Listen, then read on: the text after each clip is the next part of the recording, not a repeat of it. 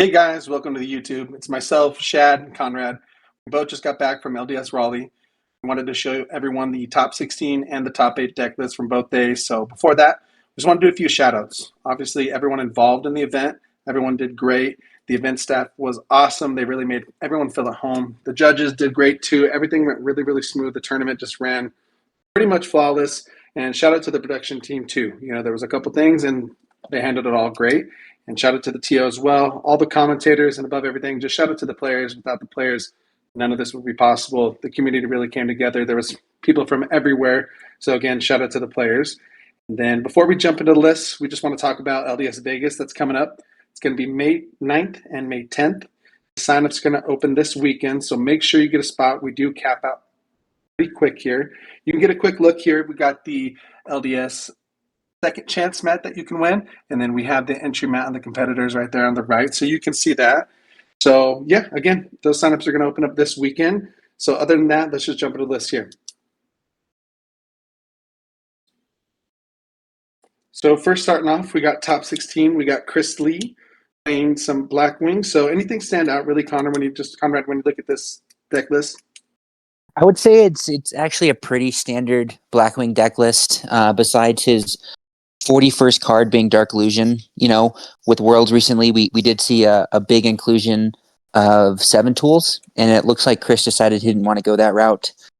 But yeah, everything besides that in the main deck, he has that Book of Moon, potentially for Gladiator Beast. Also could just be Shura, getting over stuff. Seems like a pretty standard deck list, minus that one skill drain in the side as well. That is interesting. I have seen a couple people play skill drain in Blackwings when they are going against maybe some hamster Raikou decks to kind of attack into a set hamster, set Raikou, flip that skill drain on attack deck, just seed over to make sure they don't get any advantage. Pretty much everything you said is everything that I kind of thought about too. The book, the Dark Illusion were two things that really stood out to me. The skill gen on the side. And the one thing too is the Nobleman and the Mind Control. He didn't side like one Raikou in case like the Mind Control and the Hamster, but I think he probably used it for other stuff. But overall, I think it's a pretty good list. I don't think there's anything that other than what you've already said, I don't think there's anything that I noticed. The Yadas were pretty good inclusion. I always like to see Yada and Blackwing. So pretty good list overall. I can see why I took it with the top 16. Yeah, solid. All right, and this is Nicholas Cook. He came in 15th on the day, and looks like he was playing the Sizzle 41.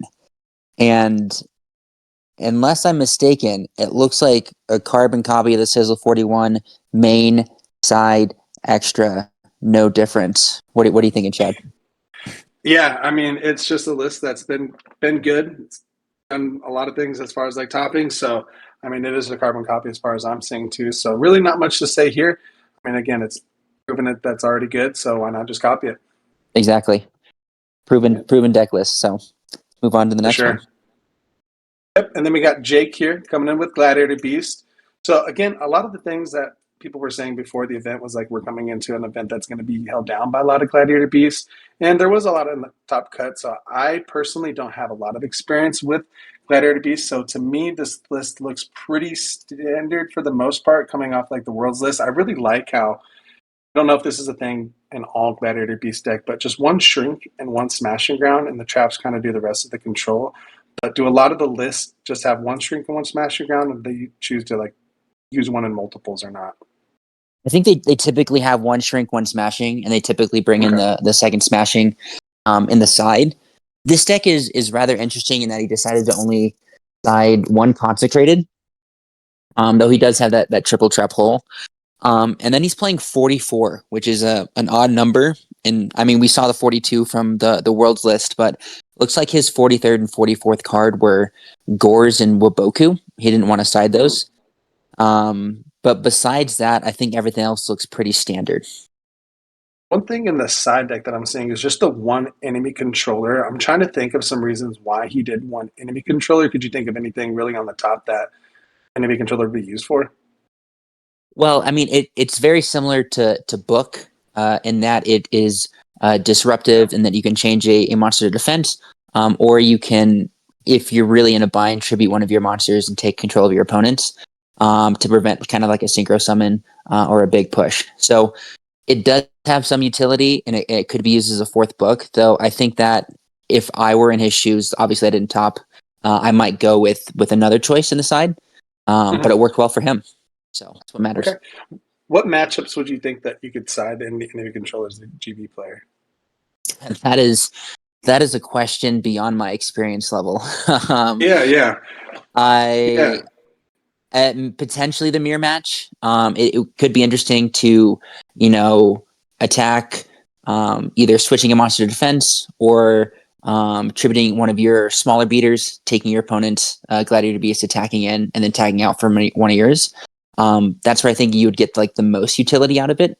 But it is hard to say without having to pick the mind of Jake. Yeah, I mean, maybe some GB lovers can actually answer in the comments for us, kind of see why we were thinking enemy controller should be in the side deck. But other than that, yeah, great list, and we'll go on to the next one here. Yeah. So it looks like this next one here is Chase Simpson's 42 card list from Worlds. It's kind of what he's pioneered, and kind of like what we talked about earlier. Well, he's got the econ there and the side as well. So I'm sure he has some good sound logic and reasoning for it. And it looks like he only plays 42, which is again what he played at Worlds. He's maining Gores, and he's siding Cold Wave, which is interesting. Yeah, that is interesting. And one thing also I just want to comment on too is the list from before, I think they were playing 2 Prisma as Chase is playing 1. I thought Prisma, honestly, just it did so much for the deck, and like not just against like any other matchup, but against the mirror too, when you were dumping the Laquari, and you're just kind of setting that up to have a bigger beater in the mirror match too. That was really, really good. I loved watching this deck over the weekend because I kind of just grew a respect for it. And I think it was a lot of these top players that really just play the deck really well. So overall, I just have a new look on GPs, and I just really kind of like the deck a lot more too. So I love this list, and I love that there's like a standard list out here too. So I mean, the side deck looks pretty good as well. Other than that, I mean, I love this list. It's really good, and Chase has shown like again time again that this list is up and should be in the top ranks. So this was a good list. Definitely. One more thing to point out for Chase's list is that instead of playing like the 3 copies of Stardust and the 3 copies of the Spartacus fusion, he's actually playing some synchros to take advantage of brain control and potentially even econ to take control of opponents' tuners, which I think is not something that many people would think about, but can definitely serve you well in certain situations. So that is something to think about moving forward if you're playing GBs. Yeah, no, that makes a lot of sense. That playing the econ and then also some synchro monsters in the extra deck, that's pretty good too. So great list, great player. We'll go to the next one. Yeah. Yep. So again, we got another top list here. We got looks like just value pretty standard here, I guess. I mean, nothing really pops out to me. Obviously, the 2 deck dev that looks pretty good, but this is a pretty standard list. Side deck. We can kind of see just 1 Pulling the Rug, 1 Soul Release. Oh, I guess 1 Tragodia in the side deck. I don't know if that's something that is typical. No, Tragodia is not something that I typically have seen in a value side deck, but it is something to think about. You do have a lot of levels. You have 2 all the way through 7, so you do have the option to steal a lot of opponents' monsters, and definitely modulating for Gale and Plague, the level of Tragodia based off what's on your grave can be helpful for synchro summoning. I do think the one thing we should point out for Jordan's list is that he was playing a Plague, but because of a decklist error, was unable to actually play that since he put 2 card troopers down. Right, yeah. And then also there was no Dust Shoot. That is something that's interesting. I noticed that he's close to the Sizzle 41, minus obviously the Plague and the Dust Shoot, and then he took out a Hamster, it looks like, as well. Okay, yeah. So pretty standard. Other than that, I actually, now thinking about it, I really do like the Trag in the side deck. Like you said, there's a lot of level manipulation, taking some monsters too. So I really do like that inclusion, and I'm glad it took him to the top. We'll go to the next list here. Next one, we have David Jimenez playing Hero Frogs. And I mean, this list is, I think, pretty standard in terms of the main deck and what you expect to see. against Hero Frogs. They got the double spiritual water art, which is just absolutely killer if you open that, or any combination of that with Dust Shoot. Nothing really stands out to me. I don't know if you have any thoughts on this, Shad. Yeah, I mean, so one thing is you got the 10 frogs. I always like 3 swap frogs, but the thing is you have the desk frog in the side deck too. Mm-hmm. So and no unifrog. I personally love unifrog, so I know it gets maybe Mm, some more aggressive matchups. Like you bring in the desk frog, I really like that too. I would have personally liked to see a unifrog somewhere in there, just because in my head I love unifrog. It's a great card, but that's the only thing that really stands out to me. And then also just a Karmika. I've seen this before as well. So I really wonder, oh, you know what? Actually, now I'm looking at it, the Solemn Judgment in the side. I've seen this like once or twice before. So I kind of want to try this in my main deck, but I'd like to see it in the side deck too, just to kind of see. I wanted to really see how that worked out for David. I'd have to like try to see if I can talk to him and say, hey, like how the Solemn Judgment come out. I'd really like to see how that worked out for him. That was a pretty good inclusion. yeah, that's probably a going first card that Yeah. he would side in. It is interesting though because it's Hero Frogs typically isn't a deck that like overwhelms all at once, kind of Mhm. like Value Turbo. It's more of a control that slowly beats you down, and so Yeah. Solemn really isn't protecting any big pushes. But I mean, a no to anything your opponent does is pretty good. But yeah, I Yeah. mean, pretty standard deck list, I would say. Yeah, I think maybe in there just because like if you had like a Vanity's Fiend and you set a Solemn, you're probably feeling pretty safe to win that one. That that is a pretty good setup for you. Yeah, yeah. So yeah, I like this list too. So we can hop on to the next one here. So this is Sounds top good. six. Yep, top 16 here. We have Carl. Interesting. Carl was on stream pretty much a lot this weekend. I watched his duels. He was a really, really good duelist as well. I loved his day 2 match when he was playing Frazier. So his Blackwing list, I'm trying to look at anything here that stands out to me. I guess just the Dust Tornado in the main. I know a lot of people, like we were saying earlier, with the 7 tools. Wonder why he opted for just the Dust Tornado. Yeah, that I mean, Dust Tornado is a good call. Mhm. Almost all decks have some kind of back row that you want to hit in the end phase. The ability to end phase something and then maybe set an Icarus or set Yeah. a chainable like a Dust Shoot. Um, I don't know in what scenario that would be the case, but when you summon your Blackwing, if you're not able to protect it, and he's not playing any draw traps either, which is interesting that Yeah. he decided to play the Dust over a draw trap. But it does allow you to, like I said, summon MSTs it, you chain it, you're able to say your Icarus if you have a Blackwing out. So Yep. a lot of utility with Dust Tornado, but I'm not sure if a 7 tools or something to kind of prevent a trap going off would be better in that position. But Right. obviously, Carl made it Yeah. in top 16. Got a lot of experience with the deck. Really good player. Really, really good player too. And then I see the mind control in the main, and then one Raikou on the side too. So I haven't seen, I guess, a lot, not many Blackwing players just main deck of mind control. Have we seen that a lot? No, that's typically a sided card, depending on Yeah, the matchup. The Raikou's in there typically for an out to consecrated. That with the Sidras. yeah, But yeah. yeah, Makes sense, definitely. overall the list is pretty standard, and I like it. Yeah. All All right, moving right. on to the next one, we have Gabriel Tilley here, with a 42 card Twilight list. Now, the first thing that really stands out to me, and I know it stands out to you as well, is that Sirocco in the main deck. Yeah, yeah. That um, one is. yeah, typically we would see a Snipe Hunter, I think, in the place of that. If I'm Mhm. counting my darks correctly, it's always nice to have a Snipe Hunter, which allows you to either, modulate the amount of Lightsworns you have in your grave or the amount of darks you have in your grave by just pitching and rolling, depending on the cards your opponent has. Yeah, Avarice, Monster Reincarnation, pretty standard. Playing 42 and making his 41st and 42nd card Royal Decree is always an interesting choice.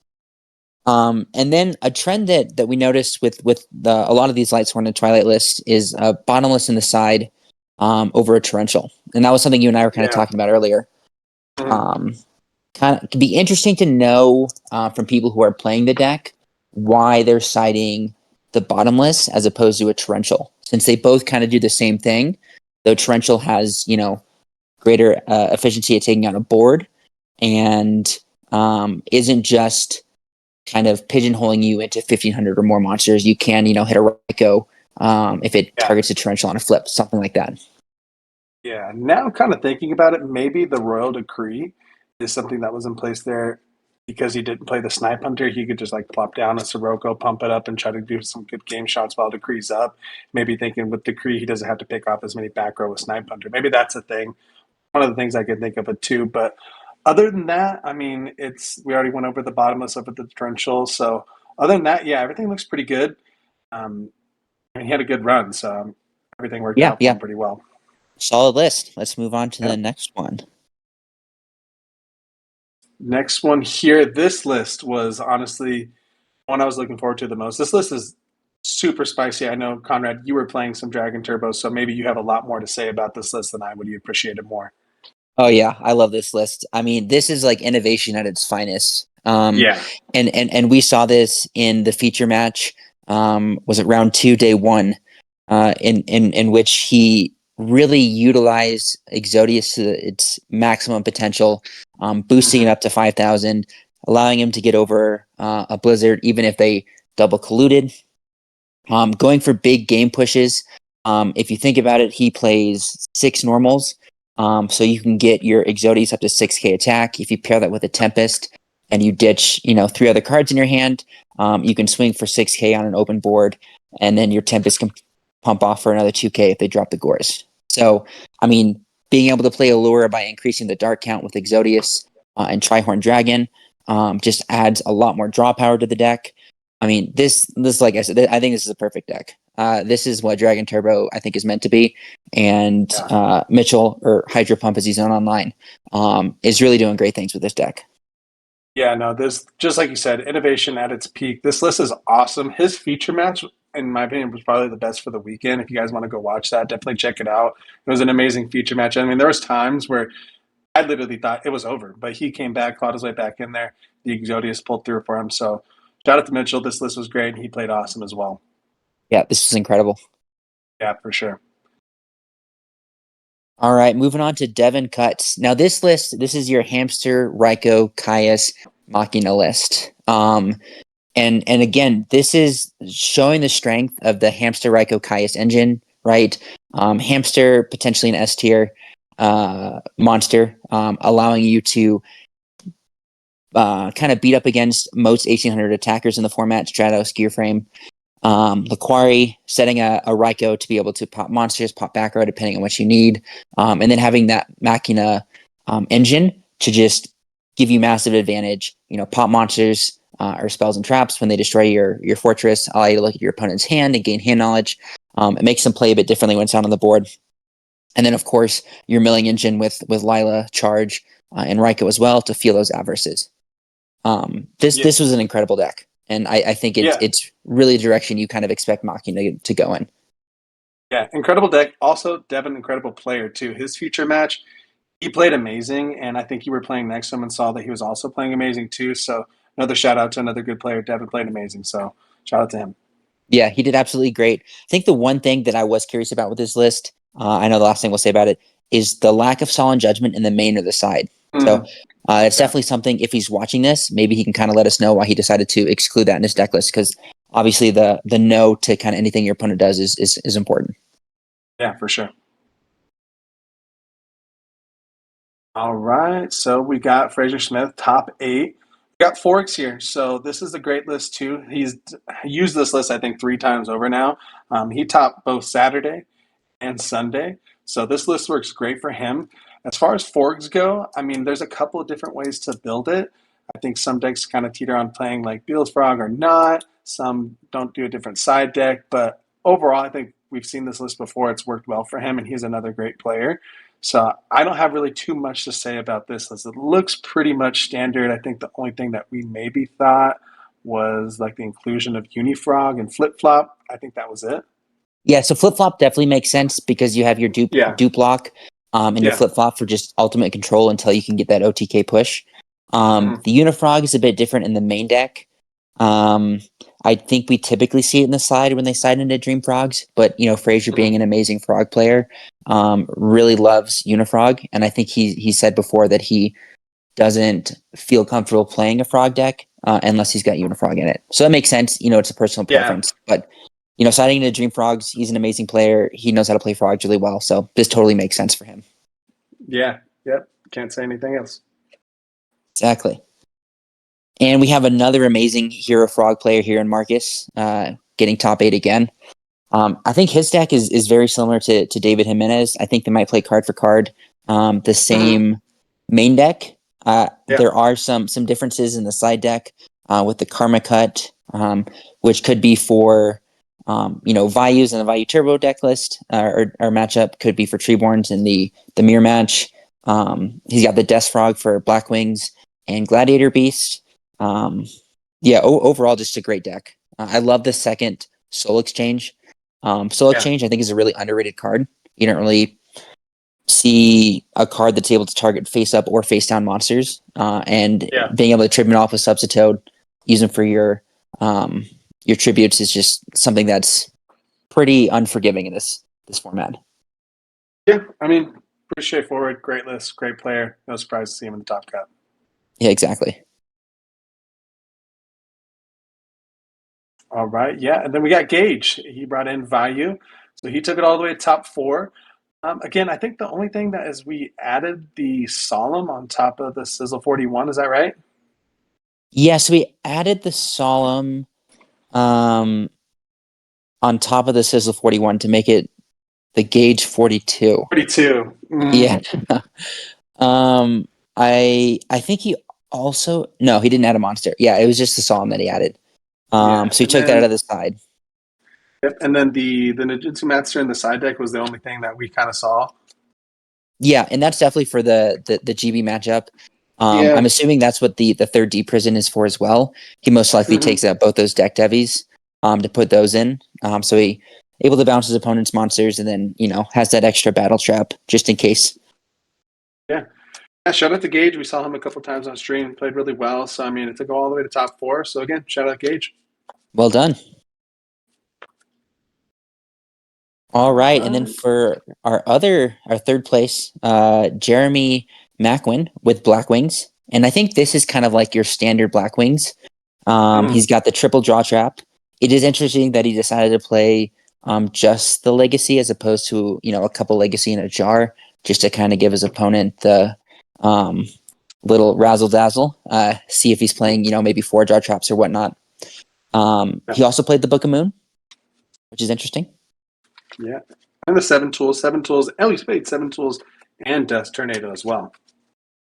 Yeah, so he was really wanting to have Blackwing's main game plan is get your monster on board, make sure it sticks, gets a couple attacks in, then overwhelm your opponent with a push. So having that Dust Tornado along with the MST and the Icarus, and then that 7 tools to say no to any trap, seems like their game plan. And yeah, for sure. I think everything in the side deck looks pretty standard. I like that he's citing the Starlight Road as well. I think he made a good choice, and it carried him far, did him well. Yeah, no, for sure. Shout out Jeremy making the top 4.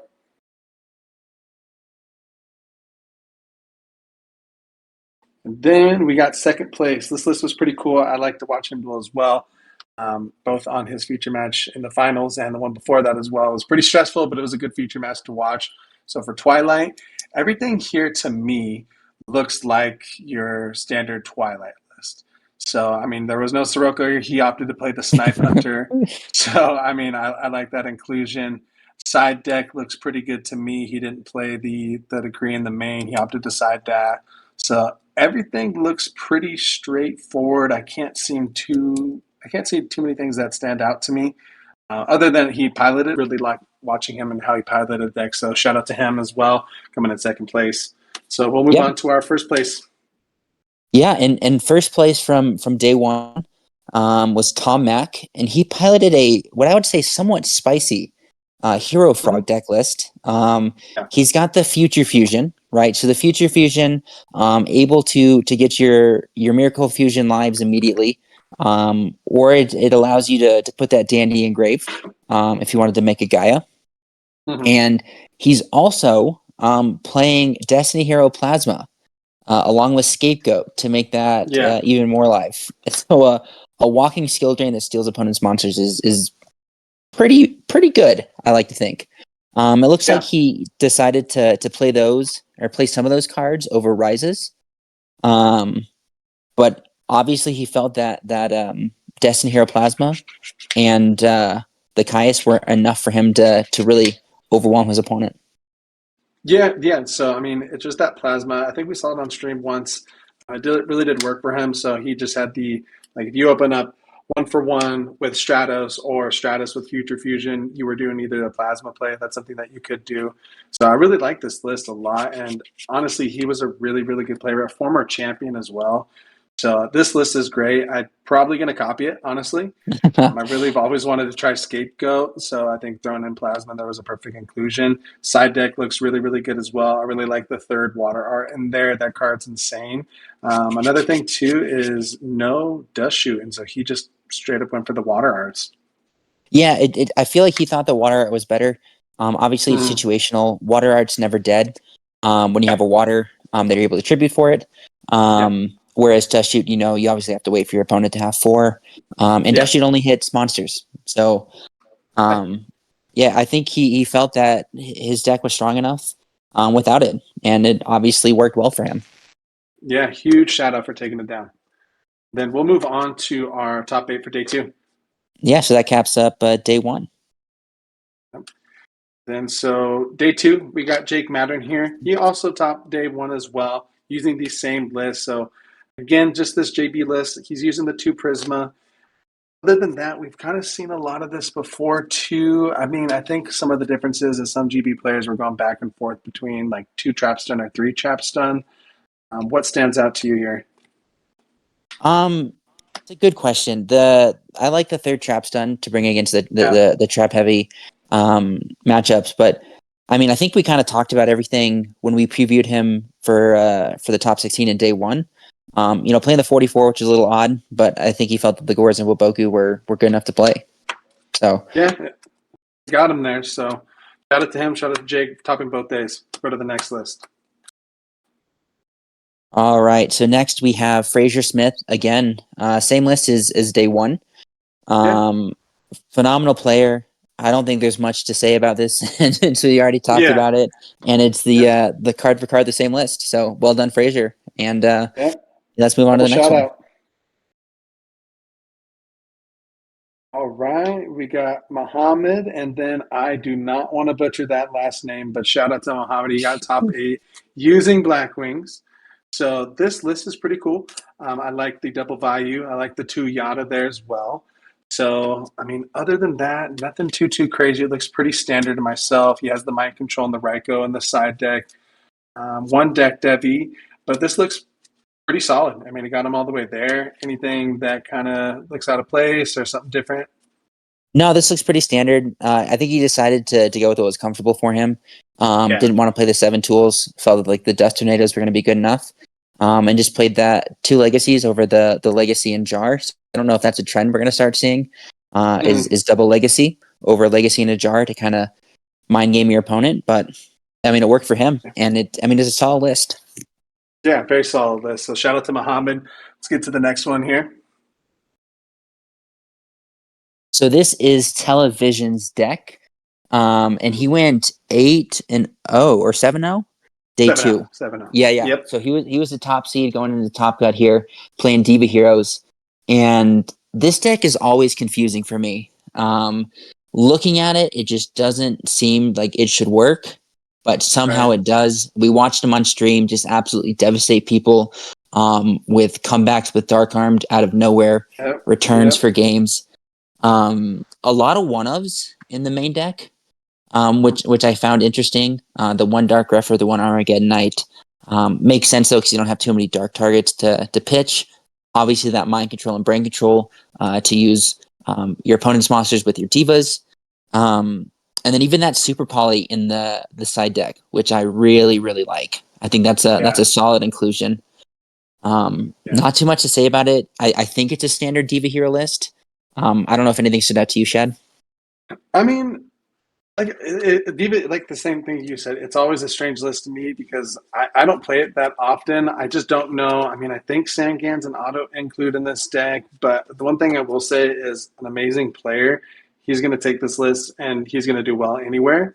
So, I mean, I fully believe, he's a great player. His deck list is also going to be really good too. So if I was a Diva Hero player, I'd be looking at this list to kind of copy from. Definitely, for sure. Really good to take an inspiration from. Top 4, we have another Twilight player. So shout out to Mitchell too, because I believe this was his first major event and it went all the way to top 4 with Twilight. So, I mean, huge shout out to Mitchell. And this list here, as far as Twilight goes, nothing too crazy from here. We don't have a Sirocco. We don't have a Snipe Hunter. So one thing that I can see is, not much actually. I mean, I think it's all really good. We've seen that trend again with the one bottomless over the torrential. Really want to know about that. Maybe subset with the treacherous, but other than that, nothing too crazy. I did notice that he has 2 Kaiku in his main deck over that Snipe Hunter, which is interesting. Yeah. I mean, Kaiku is a devastating monster, especially against a lot of the top decks. So it's interesting that he was able to identify that and play that. And obviously he piloted and took that inclusion to the top. Yeah, again, huge shout out. First event going to the top 4. That's a pretty big feat. So shout out Mitchell. We'll get going on the next one here. Next, we have Adon Solace with Blackwings. And this is somewhat of a teched out Blackwing list. We have the double Book of Moon, the double Dust Tornado, no Royal Oppression in the main deck, deciding that the Book of Moons and the Dust Tornadoes are better. Same, he's also missing the draw traps that I think we typically see. And he's including the Dark Illusion. So he's feeling that the Dark Illusion is worth it enough to play not just one of, but 2 of, and sides it in against, matchups that he's thinking that a lot of his monsters are going to get targeted. Yeah, so maybe this list was kind of catering to like a GB strong meta. He wanted those books in, and he wanted the Dust Tornado to pick off everything. So those cards have pretty good overlap against like pretty much every deck. But I think maybe he kind of came into this with like, hey, I know that there's going to be a lot of GBs here. Yeah, potentially. But yeah, I mean, overall, great deck list, and props to Adon for getting to the top 4. Yep, we'll get going to the next one here. Second place, Johnny Mai. Huge shout out. Honestly, in my opinion, one of the better Blackwing players that I've seen. He pilots the deck so well. His start from like the opening turns, like he just sets up everything really, really good and just overall plays a great game. So huge shout out to him. His list is honestly great too. If I wanted to play Blackwings, it's 100% I'm copying Johnny's list. It's a perfect list in my head. Yeah, I mean, and no one's ever looked more happy playing Yu-Gi-Oh! Let me say, truly, guy always had a smile on his face. Really seemed to be enjoying himself, which is kind of the whole reason we play this game. He obviously has played this well. I believe he got second at LDS Orange County. Is that right? Yep, he did. Yes. So he knows the ins and outs because he played Blackwings as well of this deck. So he obviously didn't want to change anything. He felt like the triple legacy, the Dust Tornado in the main worked well for him, and obviously it carried him to another second place finish. So well done to Johnny. Yeah, hopefully, future event he can, hop from second place, take it to first. Yeah. Let's see you in Vegas, Johnny. Yeah, third time's the charm. Exactly. Huge shout out. So first place list of day 2, another GB list. Again, shout out to Murray. One of the feature matches that he was on was a GB mirror match that I thought was an amazing game to watch. It was really, really fun. That's when I really kind of started to grow a lot of respect for GBs, and Murray piloted it great. Yeah, I mean, you have to remember, GBs don't have really any aspect of their deck that makes them better than anything else. It's a really skill-intensive deck.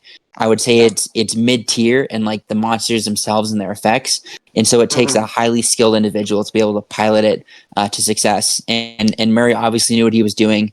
He played it really well. He decided to go with 44.